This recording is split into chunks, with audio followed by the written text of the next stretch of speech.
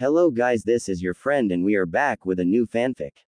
Which is what if Orochimaru was given the responsibility of watching over Naruto X Hinata Part 1. And if you enjoy this fanfic then please press the like button and subscribe to my channel for more fanfic like this and comment for next part. And now let's start the fanfic. Today was October 11th, the day after the Kyuubi no Kitsune attacked Konohagakure, and things weren't going well for those inside the village. Especially for the formerly retired newly reappointed village leader, Hiruzen Sarutobi, who was sequestered in his regained office with an upset blonde infant boy resting in a basket with a blanket. I can't believe it. Did they really have that little faith in Minato's skill or humanity?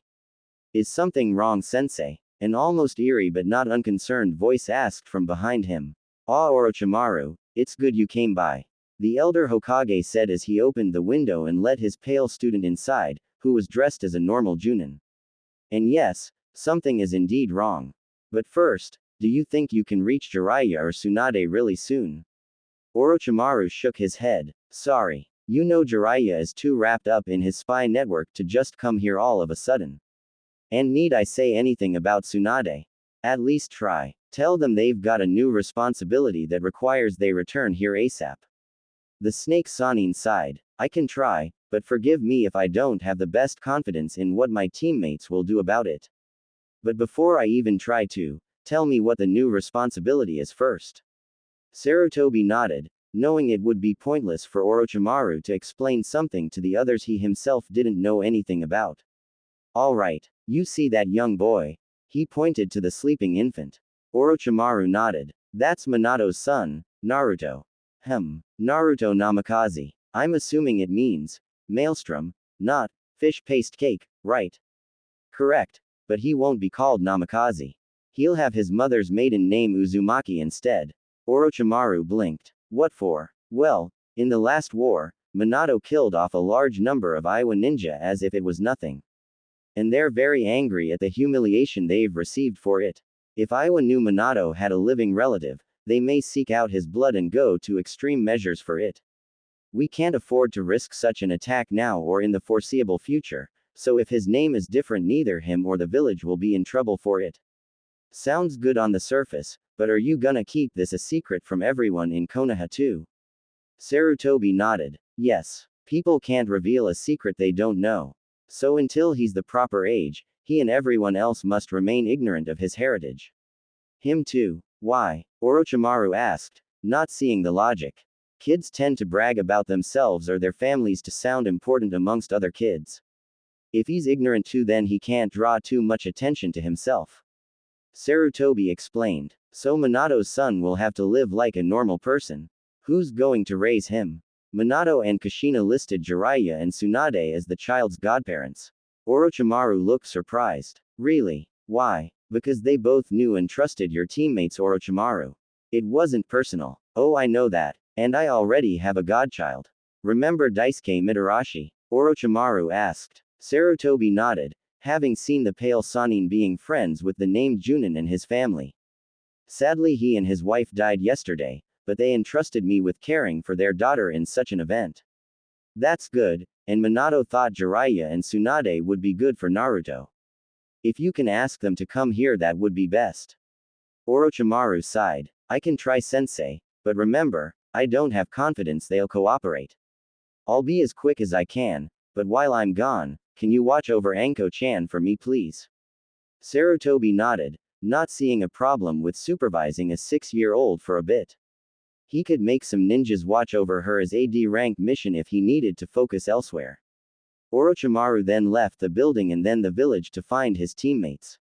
They were good at hiding from those looking for them, but since he was their teammate, he would have an easier time than others. But that didn't guarantee anything. 3 days later Orochimaru returned to the Hokage Tower, empty-handed and alone. The first thing he saw when he answered were a bunch of irritated civilians and even a few ninjas too. One of them, a ninja wearing his Hitai-8 over his left eye, approached him. Ah, one of the Sanin is here. Perhaps you could make Hokage-sama sensible again. Sensible? Orochimaru asked, beyond confused. If there was one thing the so-called professor wasn't, it was insensible. Yeah, He's been hiding up in his office for over a day and being foolish by preventing us from doing our duty. Orochimaru didn't like any of this, and even less when murmurs from the gathered people said things like, kill, and demon.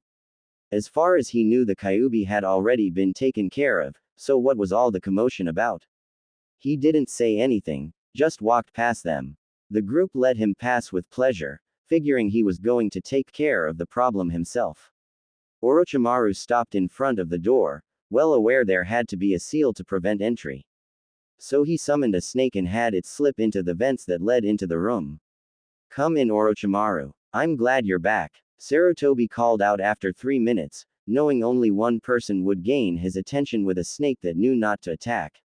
The seal briefly gave out and Orochimaru entered, closing the door quickly so the seal could reactivate before anyone took the opportunity to barge in. As soon as he entered, a young girl with long loose purple hair barreled into him. Orochi Jizan. Thank Kami you're back. She was clearly crying. What's wrong, Anko-chan? He asked the sobbing child. He noticed the crib next to the desk and the infant inside was asleep but didn't look comfortable. And now he could see whisker marks on the boy's face. So many bad people were here, trying to hurt the baby. They said so many bad things about him. They tried to hurt me too. Orochimaru's eyes widened and he gave his old teacher a look that said, please tell me this is not true. Sarutobi's sigh and closing his eyes did nothing to comfort his student. I'm afraid it's true. Once the council learned what had transpired with Naruto, they ordered his immediate execution. The civilians took the bait almost completely and even some of the shinobi have too. Why would they order that?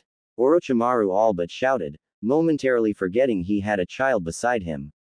Well, Minato got rid of the Kyuubi by sealing it away inside Naruto, at the cost of his life. I told them this so they'd know not to be afraid of a repeat attack by the beast and that the child should be considered a hero for bearing such a burden, but right away they craved his blood. Apparently they either believe the infant is simply the fox turned into a helpless child, or Minato did this specifically so the child could be killed, thus killing the fox with it. Orochimaru wanted to throw up. Once in a while he had curious thoughts that others could consider vile, but this was barbaric. So the council that has always worked with Minato actually believes that he would wish a newborn to die just to solve a problem. And if not that he was powerful enough to change the great fox demon into a human but not strong enough to actually kill it.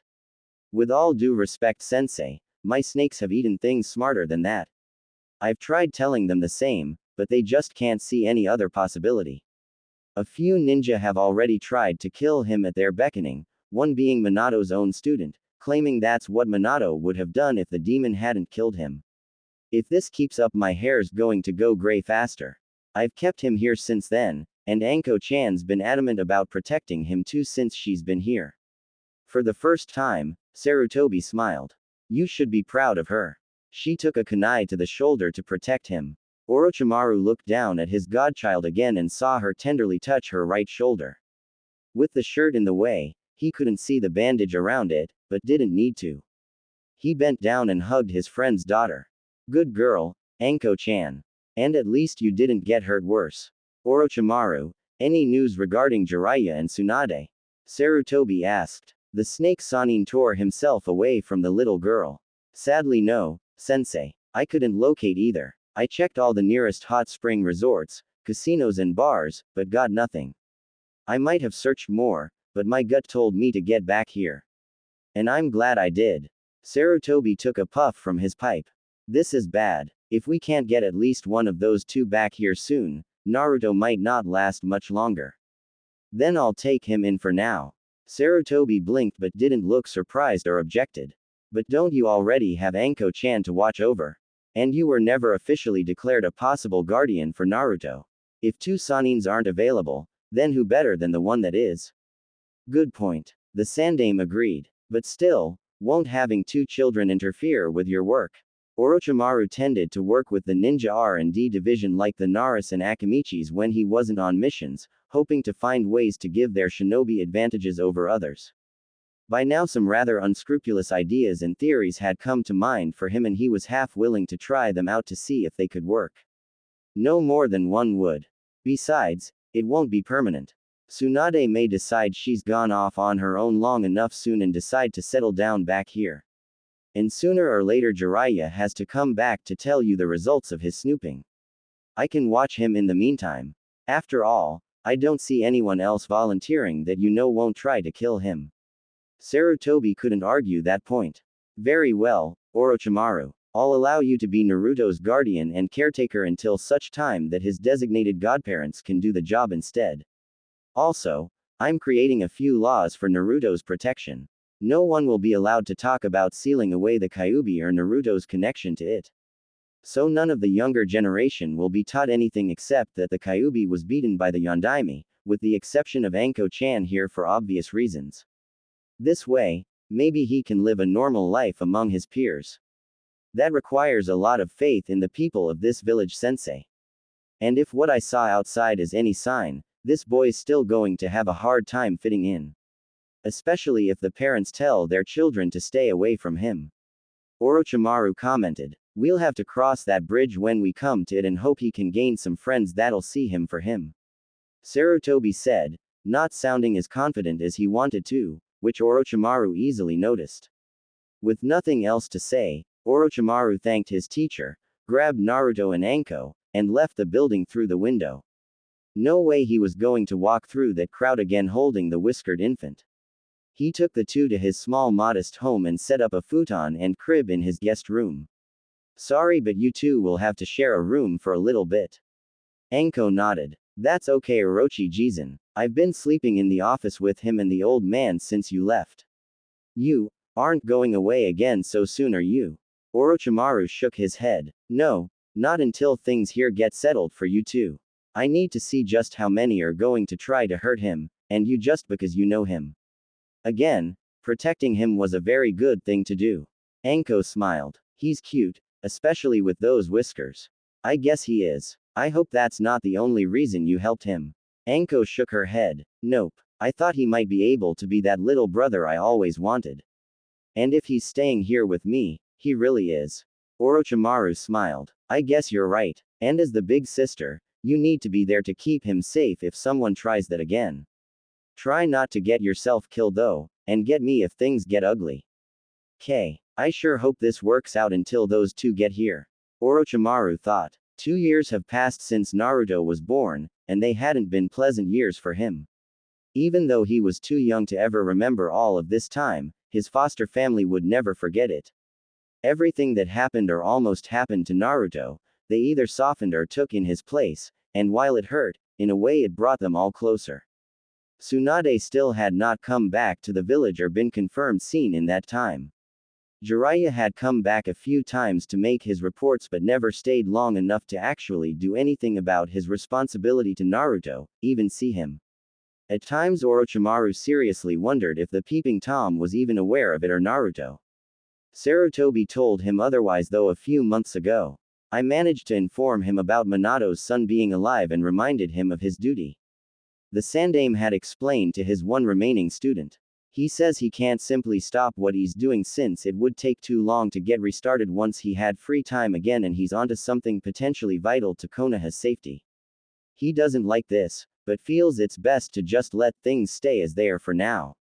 It wasn't that Orochimaru really minded having to care for Naruto, although the frequent feedings and diaper changes in the beginning had been a hassle. Outside that, he liked the boy. The sheer playful innocence of the child was a welcome change to having to deal with shinobi matters all day long, with people that long ago forgot what innocence was. And the youthful curiosity reminded him why he got into R&D in the first place, to help young ninja improve their chances of returning home alive. Over time the concept of lengthening a ninja's lifespan sounded more tempting, and if he ever figured out a promising way, he might try it out. But now it wouldn't be just for his own benefit.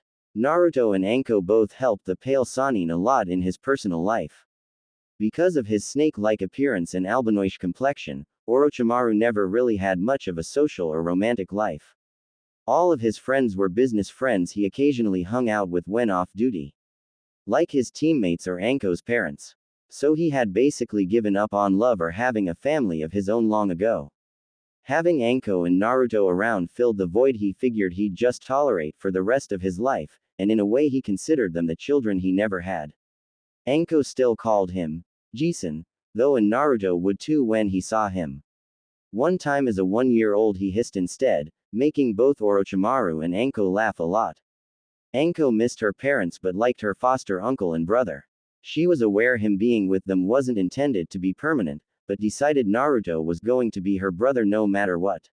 She proved it by taking several fists and cuts for defending him or just by being associated with him. The first few were adults which were arrested for child endangerment, but after the rest learned they encouraged their children. Many were reluctant, especially those that knew Anko before, but not all, so she became victimized all over again.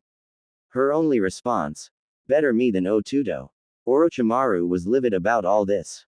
Even more so when one of the babysitters early on tried to kill them both. Anko had to use a kitchen knife to cut the sitter's Achilles tendon before they could do worse than put a few bruises on them both. The sitter tried to press charges, but since Sarutobi handled the case, the sitter had a restraining order against the residents and occupants since then in community service. After that, he never left them with anyone without a shadow clone or a snake summon nearby. He simply couldn't trust anyone to be near them without him. At the moment Anko, who was 8 years old now, was practicing out in her house's backyard while Naruto took a nap inside their room. The two still shared a room, which made it easier for her to defend him if anything should happen. Anko was throwing some kunais at human-shaped boards to improve her aim for certain spots, a point Orochimaru told her was vital to perfect for her. After she threw them, her personal summons Kogyoku, which Orochimaru had arranged to be permanently summoned to defend the girl until she was older, would retrieve them for her. Naruto had one too, a snake called Sango that was watching him like a guard dog at the moment. Both snakes were venomous and could become as large as boas if they had to. The only way to tell them apart was Kogyoku was purple with red spots down her back and Sango was orange with black streaks. Naruto was probably the only toddler in the world that wasn't afraid of a snake. Kogyoku had brought Anko her weapons back when she tensed up. Something wrong? Do you hear that buzz? Anko quietly asked. Kogyoku listened. Luckily as a summons she had some skills normal snakes didn't, such as being able to hear like humans could rather than just vibrations through the ground. Yeah, I do. Sounds like bees or something. Soon they both noticed a large swarm of dangerous-sounding small insects flying towards their house and settling around the closed window of the kids' room. They couldn't get in thanks to a few rudimentary seals Orochimaru knew, but they weren't going to stop trying. Anko and Kogyoku almost hid until they saw the bugs weren't after them, just Naruto obviously. Problem was there was nothing either of them could do about it, except one possibility. Kogyoku saw Anko pull out her emergency paper bomb kunai and stopped her before she could use it. No, don't. It won't get rid of all of them and you'll just make it easier for them to get inside. What should I do then?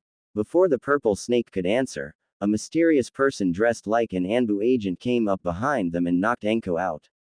Kogyoku grew to the size of a python and constricted herself around the intruder, only for him to replace himself with a log.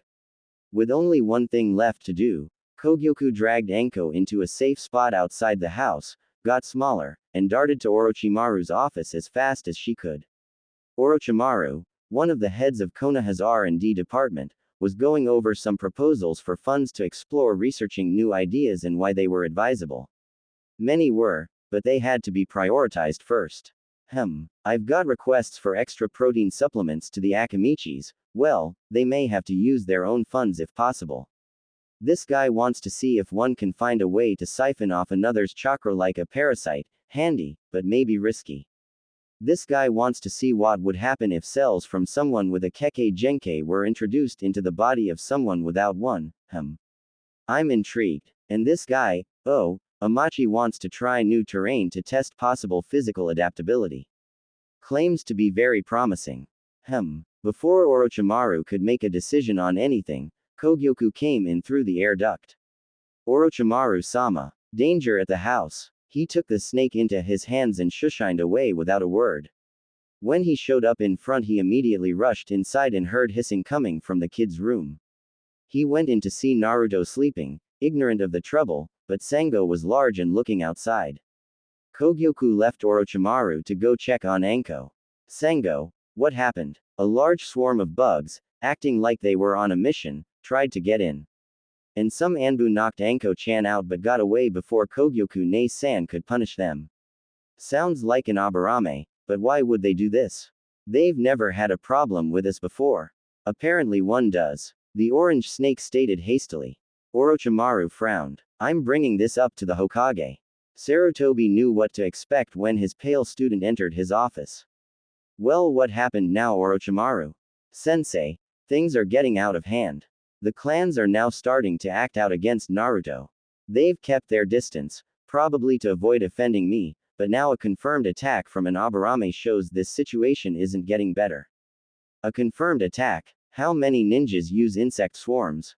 Orochimaru sarcastically asked. I see. The Sandame responded. But can you confirm the individual? No, I cannot. But I know this won't be the last time. Sensei, I know you've done what you can for the boy, but I'm seriously reconsidering whether or not this is the best environment for him. For either of them. Sarutobi blinked. Orochimaru, that can't be done. It's not safe for them out there. It's not safe for them in here either. If anything, it's worse. Orochimaru shouted angrily. You've put in so much effort to keep Naruto from having enemies outside the village, but you keep forgetting he has them inside it too. I forget nothing, Orochimaru. Sarutobi countered sternly. I am not oblivious to the torment that has been going on at your household. Have you forgotten that all those arrested have suffered for their crimes? You have helped, but those not arrested just find new ways to hurt them. Usually through their own children. Are you aware that none of the parents will let their kids play with Anko-chan anymore? Just because she's the demon's sister. She used to have a whole network of friends, now I can count the number of kids that still dare to talk to her on one hand.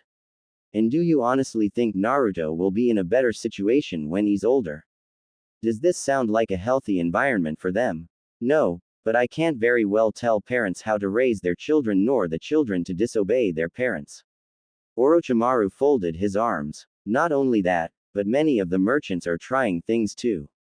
Anko-chan can barely buy anything unless I'm right there with her, since they won't dare overcharge or deny me, and I know the situation won't be any different when Naruto's older.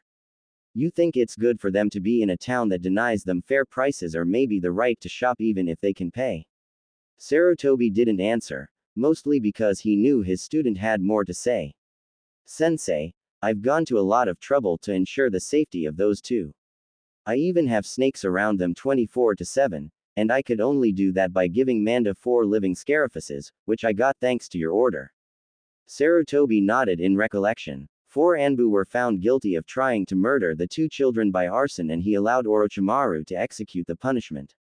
While brutal, at least some good came out of it in the form of snake guardians. Sensei, I'm seriously considering that this is not the best place for them to live. Orochimaru, your concern is admirable, Sarutobi started. Spare me the bullshit, Sensei. I know you're going to try to convince me they're better off here. Give me one good reason why I should let them stay here any longer rather than just take them away. Simple. Sarutobi stated. Minato sacrificed his life so his son could protect this village. If you take him away from it, it will make his sacrifice meaningless. If the villagers keep trying to kill him, it'll have the same results. Orochimaru countered. If Minato could speak to you right now, what would he say? I don't know. Maybe he'd agree with you, maybe he wouldn't. The council and citizens here have been trying to speak for Minato so much since his death, I'm almost afraid to now. But consider this, Orochimaru, you're only the acting guardian of Naruto. Jiraiya and Tsunade are still the ones with majority say regarding his whereabouts, and Jiraiya thinks that. Shut the up, Sensei. Now Orochimaru looked pissed. How can you possibly have the nerve to say that? You actually expect me to believe that Jiraiya's opinion of Naruto's well-being outclasses mine, the one who has actually been raising the boy for the past 2 years? The man hasn't even seen Naruto in that time, and he's the one who knows best. He's not the one who's taken hits for the boy, nor has he fed or clothed or sheltered him. Hell, Sensei, you know as well as I do Anko-chan and I are the only ones who have any real claim to be the boy's family. Well, I can't argue that, but still, give the village another chance for the children to fit into. For my sake, if nothing else. Orochimaru sighed. Fine, Sensei, I'll try to tolerate this a little more. But if nothing changes for the better, I will do something about it, with your permission or not. Sarutobi slowly nodded in acceptance. Very well. Tell them, hi, for me. Orochimaru nodded and then poofed away, revealing he had been a shadow clone the whole time. Guess he's getting even more protective of them both. Does that make him a mother hen snake? So no luck. Danzo asked from within his secret chamber. Sorry Danzo-sama, but the residence is better guarded than previously anticipated. Torunobarame, a bug-wielding member of Root answered. Damn, I figured that a Sanin would make sure his abode would be secure, but apparently he did better than I thought. Danzo mumbled in his head. But I want that tool. If I can't get it by force, maybe I have to try a different approach. A few days later, without attacks, Orochimaru had a visitor come to him at his office. Ah, Danzo-san, what brings you here today? Orochimaru had always tried to be civil to the crippled council member, mainly because the Warhawk had always supported the R&D department to improve shinobi abilities, but that didn't mean Orochimaru trusted him. After all, this guy had been the only member of the civilian council to not order Naruto's death, and Orochimaru did not believe the man was just being compassionate back then. Well, Orochimaru, I have a proposition for you. You see, I've heard from a colleague of mine that you're experimenting on the introduction of Kekkei Genkai into new hosts. And I've come AC. Hold on a second. Orochimaru interrupted. A colleague told you. I haven't discussed that with anyone and I haven't even approved the start of the experiment. My source must have been the researcher to submit the request then. I was under the impression that it had already been approved. Danzo calmly answered. Orochimaru narrowed his eyes. What goes on here isn't meant to be discussed with those outside to keep our secrets safe. You of all people, Danzo, should know the value of keeping secrets. You have no idea how right you are. Danzo quickly thought. Well, back to what I was saying, I had chanced upon some stored DNA of the Shodai Hokage. And as you know, your teammate Tsunade Senju is the last known of that bloodline and it's dormant in females. And she's also reached the age where conception is almost impossible, if not already impossible. A very useful Kekkei Genkai force could be lost forever, unless we seek a new means to keep it going. Orochimaru thought it over. Well, it sounds reasonable, but what if the subject rejects the new DNA? That's what experiments are for. Even so, I have multiple fields to explore and I can't give funding to them all. Danzo smiled. Tell you what, I'll supply the funds for this project and we'll use the Mokuden as the trial run. If we can succeed in getting a successful user, then we can someday acquire indefinite amounts of Kekkei Genkai for our village. And in return, Orochimaru asked. Nothing at the moment. How about an IOU? Orochimaru did not like the sound of that. An IOU to this man was like having one to the Yakuza. But the idea he was proposing sounded enticing. Alright, we'll go forward with it. You'll have to supply us with about 3 million ryo up front though, and your IOU must be within reason. Danzo smiled like he got away with murder. Pleasure doing business with you, Orochimaru-san. Let's hope for the best. Another year went by and things sort of stabilized for the Orochi household. Attacks lessened but did not stop, and the civilians resorted to angry glares when they saw Naruto and Anko.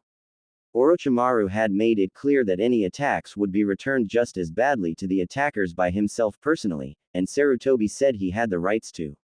Anko lost more and more friends because of their parents' prejudices or peer pressure, so now she was down to 2. The first was a girl named Kurenai Uehi, whose parents were more open-minded to the Jinchuriki and his situation. The second was an orphan boy named Kabuto Yakushi, recently brought to the village after being found alone in a battlefield and didn't mind the kids either. Neither were as lively as Anko usually was, but they could keep up with her.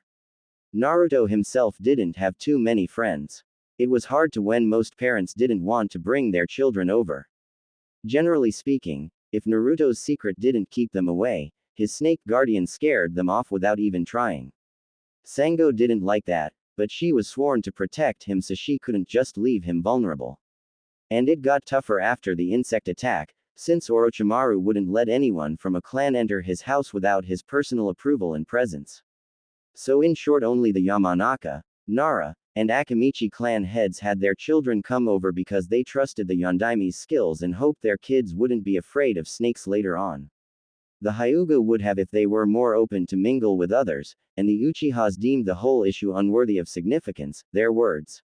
At the present time, a soon-to-be 3-year-old Naruto was hanging out at the Yamanaka flower shop with a 3-year-old Ino while Orochimaru and Anko were trying to find him a birthday present or two. Inoichi was watching the two kids have fun their own way in the back of the room while going over a newspaper and noticed nothing out of place. There were a few insects buzzing around, but that was normal for a place filled to the brim with flowers. But after a little bit the buzzing noise of insects got a little too loud to be normal and Inoichi got suspicious. The kids noticed it and got scared, looking to Inoichi to do something about it. He looked around sharply but saw nothing suspicious, but went for the cabinet and grabbed the pesticide to be sure. A large black swarm of insects massed together through the open windows and entered the unsealed building. Ino screamed and ran for her father. Naruto tried to as well, but the insects swiftly covered his body and started attacking him. He screamed and tried to swat them all off, but fell to the floor and his movements slowed. Sango could do nothing but watch and hate herself for it. Something's not right. Those aren't normal Aburame insects, those just eat chakra, not sting and bite. These things are actually wounding Naruto. Inoichi thought, as horrified as he and his daughter looked. Ino tried to help swat them off, but her father grabbed her hand. No, don't. Those bugs will hurt you too. Use the spray too, Chan. Ino pleaded. I can't now. Naruto would get poisoned too. Naruto screamed again and his body glowed a faint red. The insects backed off bit but didn't leave his body or stop entirely. Unable to take the pain anymore, Naruto did the one thing any child in his situation would do, he ran. He didn't know where he was going or what he'd do when he got there, but he had to just run. The Yamanakas followed. Think he might like this, Jisen? Anko asked as she pointed to a play sword on display in a window. Orochimaru was about to answer, but any answer died on his tongue when he heard a familiar scream down the street. Anko heard it too and lost interest in the question entirely. Both looked down the street in hopes they were wrong. They saw a young child running around with a swarm of bugs clinging to him. A few passerby would try to beat the bugs off him, but they moved off on their own just enough to reveal who the child was. Once people saw, they either looked the other way, or kept beating him for a different reason. Orochimaru, Anko, and Kogyoku rushed to help him. They were a little relieved when an Anbu agent dropped by the boy and did a fireball jutsu. The bugs fled off the boy, leaving Naruto to take the brunt of the attack. Orochimaru and Anko were horrified by this, and even more so to see the Anbu didn't look repentant or even tempted to put out the flame. Although Orochimaru saw that last part more than Anko did. Orochimaru used a gentle wind jutsu to put out the flame while Anko yelled at the Anbu, crying in anger. You jerk. You missed. That depends on where I was aiming. Anko gasped and then began hitting the masked ninja's legs, to which he reacted by kicking her off. She was undaunted by this and tried to attack again, but he simply left the area, seeing no reason to stick around anymore. But not before Kogyoku managed to give him a painful bite on his right calf. Before the insects could attack again, Orochimaru used a fire jutsu on them as intended and they were completely incinerated. He looked at Naruto and was very pissed, but not at Naruto of course. The blonde boy had second-degree burns almost all over his arms and face, with the clothed areas only bearing first-degree burns, and was breathing heavily. Ototo, is he going to be okay, Jisen? Anko asked tearily, on the verge of hysteria. Orochimaru carefully picked him up. He will be. I know how to best help him. Anko-chan, get on my back. Kogyoku, go get Sango. The purple snake nodded and darted away while Anko got a hold of the snake Sanin's shoulders. He then darted off to a safe place for them all. Some civilians started to wonder if maybe the one Sanin still in town had been pushed too far. That's it. I've had enough of this. Minato must be rolling around in his grave. Orochimaru angrily thought as he entered his house and placed Naruto down on the couch. The Kyuubi's chakra was already healing the young boy. And fortunately for him he was unconscious by now. The two snakes entered the house a few moments later and got by the couch too. Anko, with tear-streaked cheeks and red eyes, hovered over her brother figure like a watchdog. Jisun, what's gonna happen to him? He'll be fine, Anko-chan. He's already healing and should be as good as new by tonight. What should we do about that bastard that burned him? Anko asked, sounding a little more angry now. Orochimaru never bothered to enforce appropriate language for the kids since they heard offensive things almost daily anyway. We'll see to him, and also whoever sent those bugs at him. That wasn't natural either. But first, I've got something bigger in mind. Anko blinked. Like what? Jisun, this has gone on for far too long. Sarutobi-sensei can't bargain his way out of this. I'm going to make sure this stops once and for all. The snake Sanin stated with hostility and venom, and maybe a little glee at the last idea. Anko smiled. Can I help? Absolutely. But we have to act tonight and you can't tell a soul. He told her, to which she nodded. Good. Now go pack up everything you have. We're going on a little trip. How long? Long enough. Anko looked worried about having to maybe leave her home and remaining friends for who knows how long. But after looking at Naruto one more time, she knew it was a matter of time before that happened to her too. And Orochimaru had never led her wrong before. I'll be ready in a jiffy. She told him before heading for her room. It won't be that easy, Master Orochimaru. Kogyoku commented. Oh, I know that. That's why I'm going to put on a big show for Konoha and do a little damage too. The pale Sanin replied. Like what? Sengo asked. Well, let's just say Konoha will learn what happens when you try to corner a viper. He told them with a sinister chuckle. And best of all, since that meeting with the Kumo representatives is tonight, few will be available to interfere in my little scheme. Night came over Konoha, and it would be a night that shaped its future indefinitely. Most of the representatives of the clans were at a meeting with visitors from Kumo, hoping to arrange an alliance of sorts. The streets were deserted as people went home to sleep with Night Anbu making their rounds. Overall, nothing ominous or unexpected. Sarutobi had called a brief break during the long discussion with the foreign ninjas so everyone could stretch their legs and use the restroom if needed. While he himself got a drink from a break room, an Anbu agent approached him. Hokage-sama, fire has just broke out at Orochimaru-sama's residence and the R&D department. Sarutobi frowned. Ah, this will end badly, I just know it.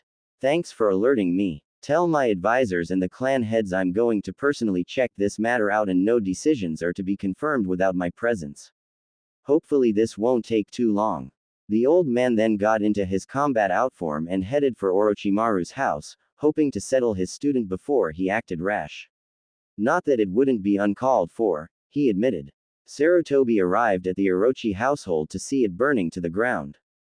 The Anbu that arrived with him began immediately putting it out with water jutsus. Once the fire was gone, they salvaged through the wreckage for any bodies. Sarutobi prayed they wouldn't find any. One of the Anbu captains came close to the elderly Hokage. Hokage-sama, there is little you can do here. Perhaps it would be more beneficial for you to investigate the other arson incident. So this is a confirmed arson? Sarutobi asked, not that he doubted it of course. Most likely, sir. Orochimaru-sama was a very skilled ninja, so this being just an accident is highly unlikely. My guess is someone with a few matches or something decided to act against the occupants and caught them off guard. Sarutobi nodded, having come to the same conclusion. I'm sorry for everything, Orochimaru, Anko. Naruto. At least you're out of your misery now. He sighed, then thought of something else. Wait, if this was just a stroke of luck, it would be too much of a coincidence for Orochimaru's lab to be struck at the same time. Something's going on here. I will go check out the other scene as you suggested. Take all bodies to the morgue or infirmary, whichever is appropriate for them. Sarutobi told the Anbu captain before heading off for the R&D building. Said Anbu returned to work with the others going through the wreckage. Find anything? No confirmed deaths yet, sir. A weasel-masked Anbu told him. Good. Let's hope it stays that way, or Hokage-sama will not be happy. When Sarutobi made it to the burning wing of the building, he didn't know what he expected to find. But he definitely didn't expect to find Orochimaru standing in the flames crying while all his work burned to ashes. Orochimaru, what is the meaning of this? Did you do this? The snake Sanin slowly turned to look at his mentor, eyes watering but as cold and hard as steel. No sensei, I have done nothing. It's Konoha that has done all this. And maybe you by passive association too, but I won't hold you to it. What are you talking about? I should have done what I thought was best long ago, your pleas be damned. But because I felt I owed you, I stayed and kept Naruto here. And now, he's gone. Sarutobi paled. You don't mean. Orochimaru nodded. Another attack, this time a successful one. Ask the Yamanakas. They saw it too. Naruto was ambushed by some type of insect I've never seen before, making me think the Abarames have others besides their norms or someone else was framing them. Either way, that combined to someone setting my house on fire. Naruto didn't make it, and Anko-chan got caught in the flames. Not to mention, when all the civilians and even an Anbu wearing a pig mask saw him, they just added to his pain. I bet the Anbu started the fire since he used a fire jutsu on Naruto earlier today. Sarutobi sighed, feeling a wave of remorse and regret. Orochimaru, I'm sorry for your loss. Spare me the bullshit sentiment, sensei. I've warned you several times this could happen, and you always said no one would go that far. Well, guess what? They did, and my two godchildren are dead because you thought it was easier to not get involved more than you did. And I don't care what some legal form may say, Naruto was mine. And all my work for this village has been destroyed by someone else too. He spread his arms to better imply the fire going on around themselves. This is what Konoha has come to. Trying to kill a child and claiming he didn't deserve to even be conceived. And attacking those close to him for spite. This is the Konoha Minato died for. Naruto should not have had to suffer for this horrid place. Orochimaru. Sarutobi was now worried about what his student would do in retaliation. Sensei, I'm going to take a page out of Tsunade's book and tell them all to off. After tonight, not even you can give me reason to stay here even until the sun rises. I'm wiping my hands off Konoha as of now. Sarutobi knew he couldn't stop his student, and deep down he couldn't fault him for taking this course of action. Where will you go? What will you do? For the first time in this entire discussion, Orochimaru grinned.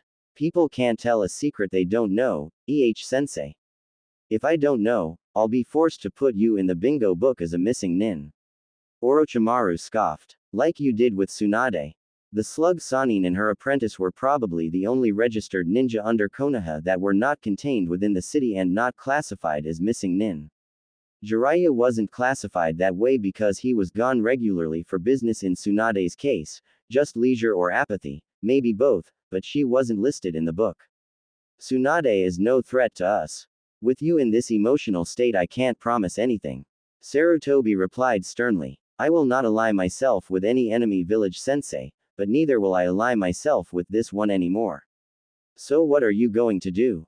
Just wander around and wait to die? Oh, I'm in no hurry for death, never have been.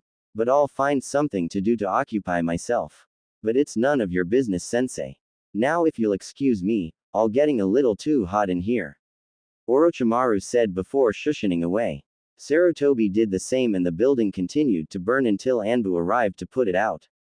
Before the meeting with Kumo could resume, Sarutobi called the whole council together. Tonight, Naruto Uzumaki has been killed by some unknown arsonist. A few cheers from over half the council made him pause and flare up his ki to silence them.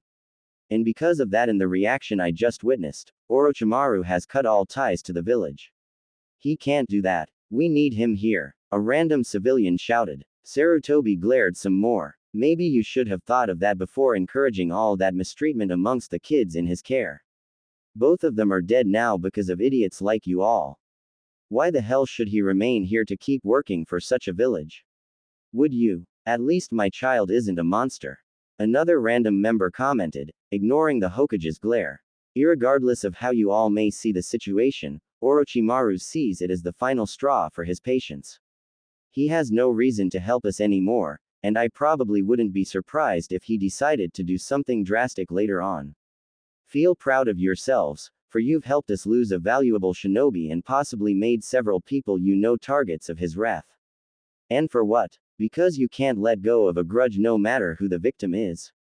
What a shining example of good leadership. But enough of this, let's just finish this meeting and call it a night. They all followed his lead, but several were already celebrating in their heads over the reported death of a blonde whiskered boy. Did it work? Anko asked as her foster uncle came into view from her hiding spot, a bunker outside the city walls designed for civilian safety in invasion times. Like a charm, Orochimaru told her as he ruffled her hair. By tomorrow morning, everyone will think you and Naruto are dead and I left grieving. We can find somewhere to live with no one looking for you too. And I can train you both to fight back like shinobi should. Anko smiled. She was glad for that. Orochimaru told her they were going to leave their home and not come back. She was a little frightened. Especially if Tracker Ninja tried to find them. He told her he was going to stage their deaths, and that way no one would hunt them. Everyone had to think that, even the Hokage, or it wouldn't work. And apparently it did. No more bad people. Well, no more from Konoha at least. There are still enemies outside, but they won't attack as much. Orochimaru-sama, is it true we can't go back? A young boy with white hair asked. Well, you could, but where would you go, Kabuto-kun? Orochimaru found the boy in the lab before the fire had started to attract Sarutobi. Apparently the boy had been the subject of a few experiences Danzo had been doing without Orochimaru's knowledge. He wasn't supposed to even be involved, but Danzo had his own agenda, and damn those that didn't go along with it. He had been trying to create many Kekkei Genkais, with just the Mokuden tests being a cover front. According to the results Orochimaru saw tonight, most subjects dies, but 2 young boys and 1 girl survived. One was about Anko's age named Yamato and he was a success in acquiring the Mokuden, and the only one at that. Kabuto had been the second boy and the subject of better than normal healing experiments, and they seemed to work too. The girl had been Kurenai, who had not been tested on yet but had been selected since she was Anko's friend. Her parents were killed 2 days ago, making her an orphan now. And according to the results, a second lab had been doing similar work under Danzo's orders, masked as Orochimaru's approval, in the land of the sea, being headed by researcher Orochimaru knew named Amachi. And he had some successes too. Orochimaru, already unnerved by the horrible treatment done to Naruto and Anko, became even more upset when this was revealed to him. His work was being usurped from him under the guise of his own approval, making it look like it was all his idea. There might have been a time he would it, but he was in no mood for it now. So he took the kids to a safe place, went back and set fire to the lab to destroy his notes, ensuring no one else could misuse his work, and waited for Sarutobi to show up and act his part. He lied about Naruto and Anko's death to ensure no one else would follow him, believing him to have left in grief rather than protecting the children. Back at the present, Orochimaru let everyone who had been hiding come back outside. If you want to go back Kabuto-kun you can, as long as you swear not to say a word about tonight. Same for you, Kurenai-chan. The bespectacled boy sighed wearily. No, that's all right Orochimaru-sama. I don't have any family there so what do I have to go back to? Kurenai tearily nodded. Yeah, me too. Where will we go? Anko asked. Kogyoku settled on her shoulders to hear this while Sengo did the same with Naruto.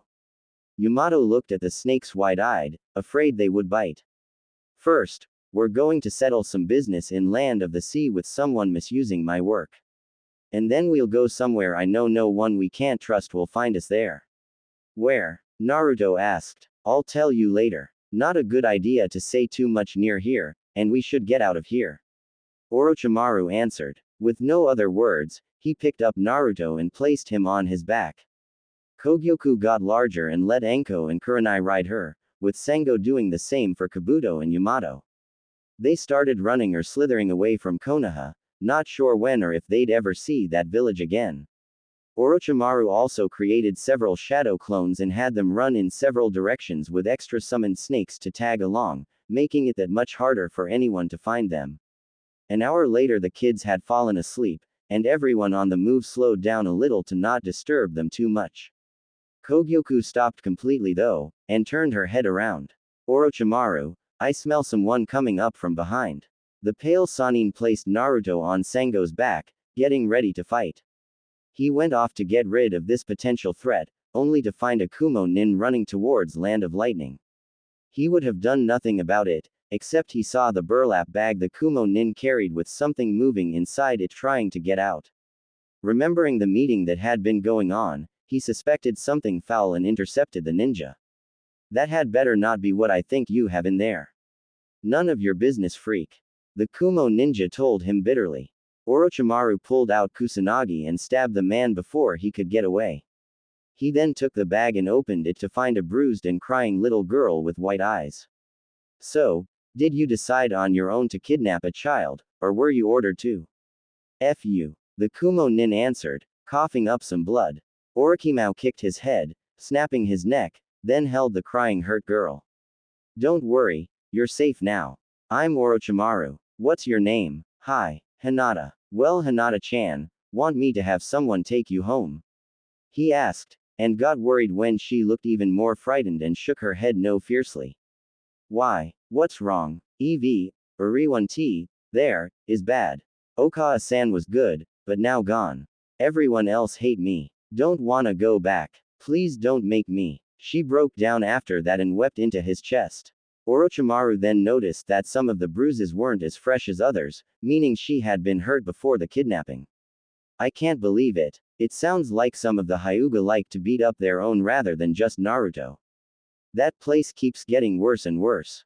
He calmed himself before he spoke to avoid upsetting Hinata. Don't worry, you'll stay with us in the meantime. We're going to find a home where bad things like that don't happen to kids like you. She gasped and hugged him. Thank you, thank you, thank you. No sweat. Now, get some rest and we can get out of here, far away from Konoha. He then looked at the dead Kumo shinobi. But first, a little something for whoever told him to do this. When the dead Kumo nin was found a few days later, it looked like a rock slide had happened and crushed him. The wound from a blade looked to be done by accident in the fall. Hinata's body couldn't be found, but the bag was found snagged on a branch in a river downstream, implying her body was lost at sea. And since the death appeared to be an act of kami rather than caused by Konoha, Kumo couldn't make a demand for a Hyuga death, sparing Hizashi. The Hyugas were grateful, but spared no time or effort to confirm Hinata's death. After a long run and a boat ride from the southern edge of Land of Fire's coastline, Orochimaru and his charges had reached the Land of the Sea.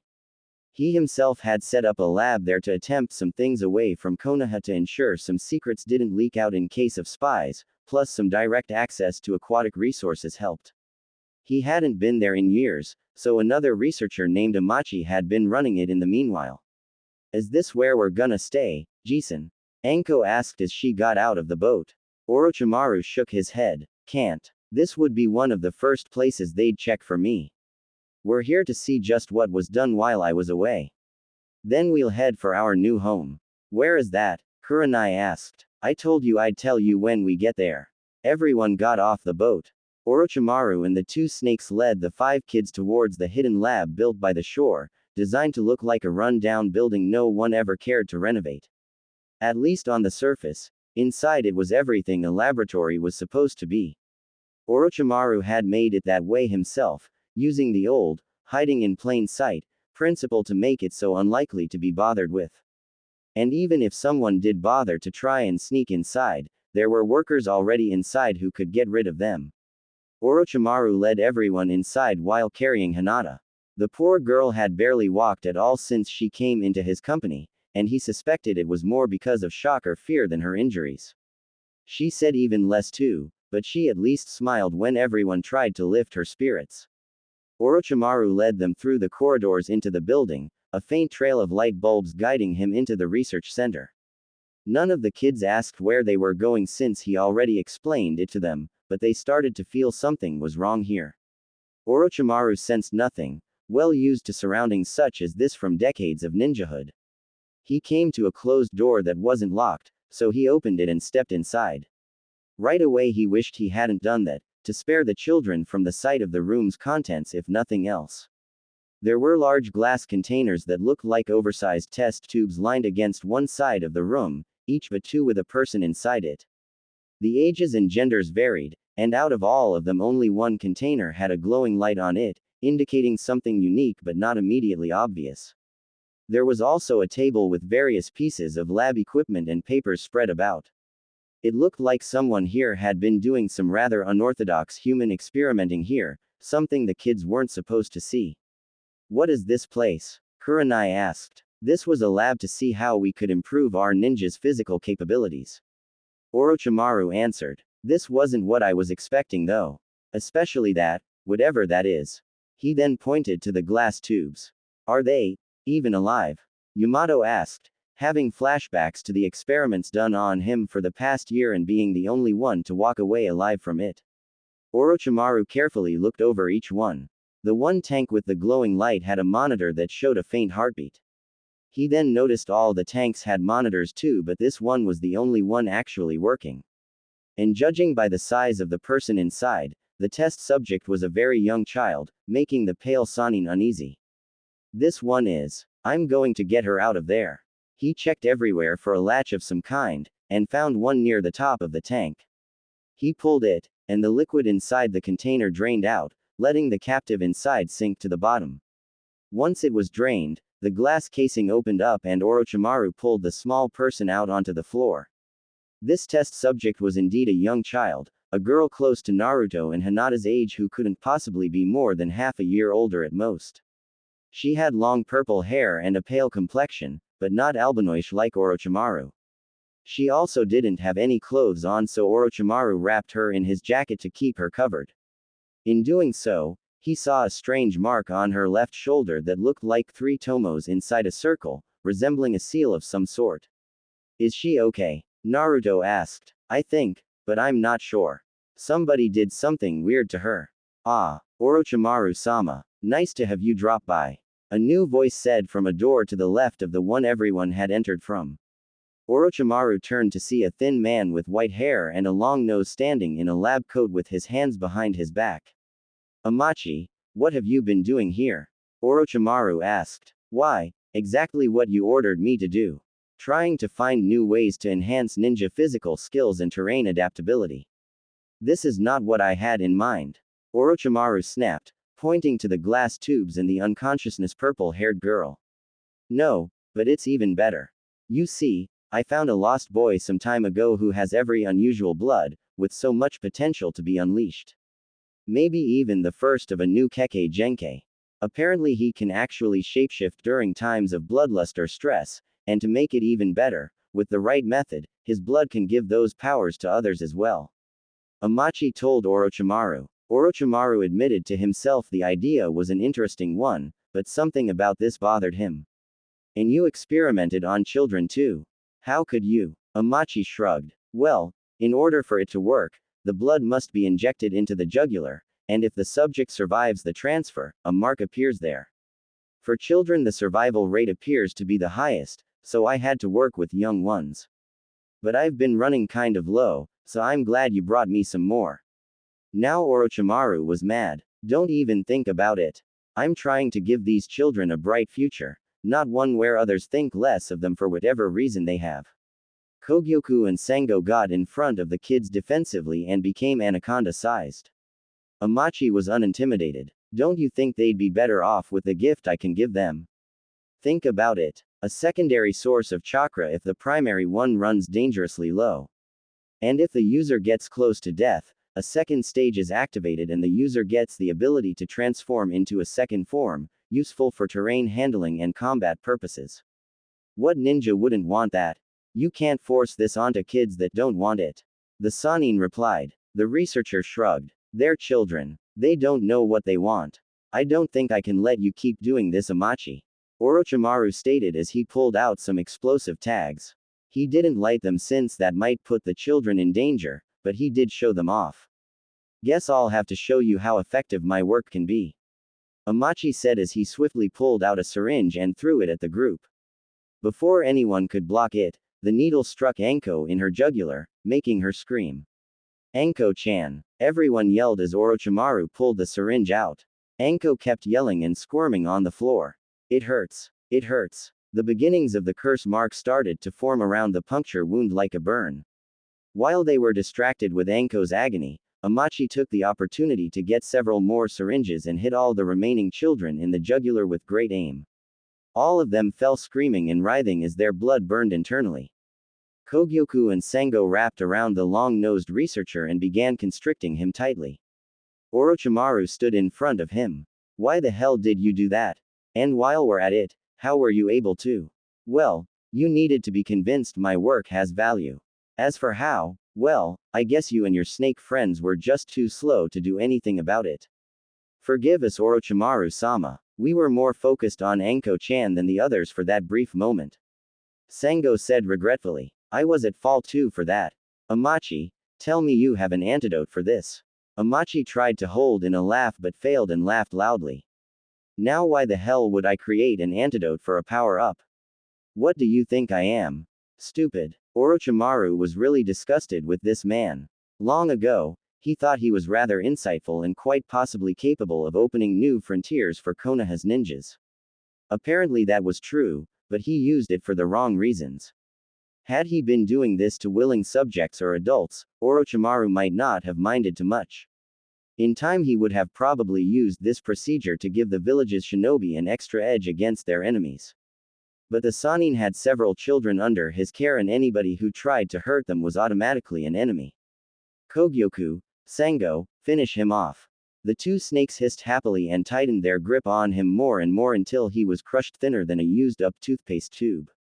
Orochimaru checked on all the kids at once, first noting they had stopped screaming, just breathing deeply and asleep. On each one of their neck bases was a curse mark, 3 tomos inside a circle. Even Naruto had one. Damn, I thought maybe the Kyuubi's chakra could filter it out of his system. Wonder why it didn't. Truth was, at this point of time all the Kyuubi's chakra could do for Naruto was heal physical wounds and nothing more. That would change as he got older, but for now to do more would be dangerous to his health. So the curse mark was there to stay. Orochimaru felt there was only one thing he could do here. With the two snakes' help, he pulled all the children, even the extra girl, back outside and went in to recover any info regarding this curse mark before setting the place on fire with explosive tags. He didn't see any of Amachi's assistants inside, and while that bothered him, he figured it was probably for the best. Less trouble to deal with.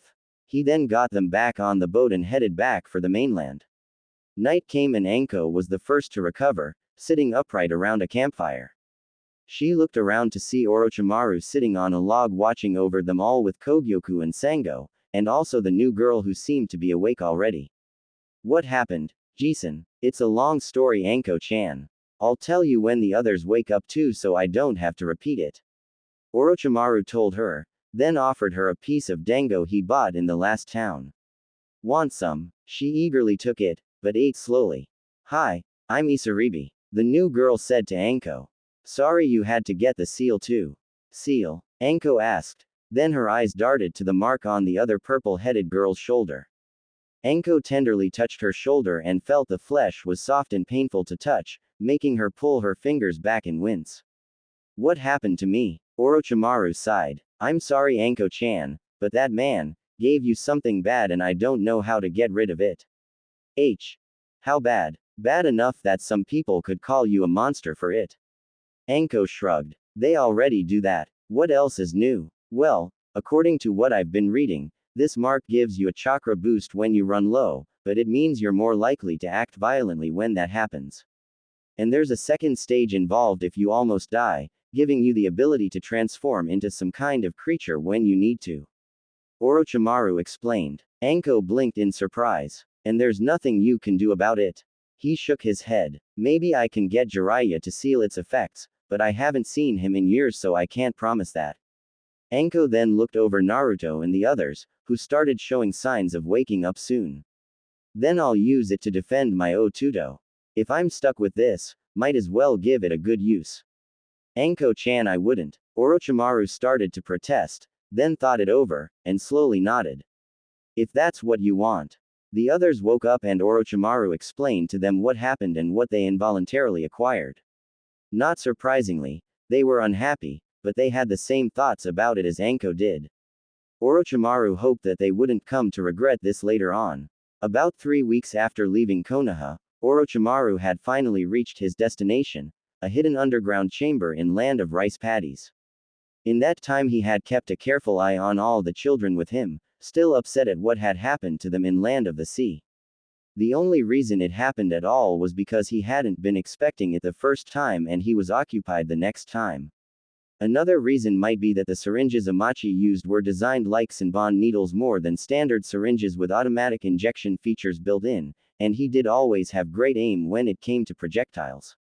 Orochimaru cursed himself, wishing he had only been more prepared for the long-nosed researcher to actually try something. But he wasn't, and now all the kids in his care might suffer from it. So far he hadn't seen anything negative from what he dubbed the curse mark outside an occasional brief flash of pain. He wondered if that was meant to encourage the person to use it or just a nasty side effect. The scroll with all the info regarding it didn't say much about it. It did however come with several sealed-up samples of the blood-based formula used to give one the mark and abilities. Orochimaru kept it around in the hopes of someday reverse engineering it and ridding the kids of it. Or at the very least, have a better understanding of how it works. For the time being he ignored that and went inside the hideout. Since it was quite dark underground he used a fire jutsu to light the candles left on the walls to illuminate the place better. This place reminds me of those haunted houses you see in movies. Kabuto stated. Why did we come here? Kurenai asked, eyes darting around as if looking for something. A long time ago, me and my teammates found this abandoned place during an A-ranked mission that was taking longer than we expected it to. We used it to hide ourselves and ambush our enemies. Afterwards, we agreed this would be our secure location to come to if we needed to go somewhere private. So only Jiraiya or Tsunade would think to come here. The one adult present explained. Are they coming? Naruto asked, not knowing who they were or his connection to them. Orochimaru sadly sighed. No, they aren't. They don't know I'm here and I'd rather they don't find out yet. If I saw either of them soon I'd be very mad at them. How come? All the children asked. Orochimaru wasn't going to like this, but knew it needed to be done. Naruto, I wasn't supposed to be the one to watch over you all these years. Jiraiya and Tsunade were. Naruto looked surprised. Then why didn't they? Orochimaru shrugged. I'm not entirely sure. I personally think Jiraiya just didn't want to juggle you and his work so he chose his work first, and Tsunade was more interested in doing her own thing than taking some responsibility.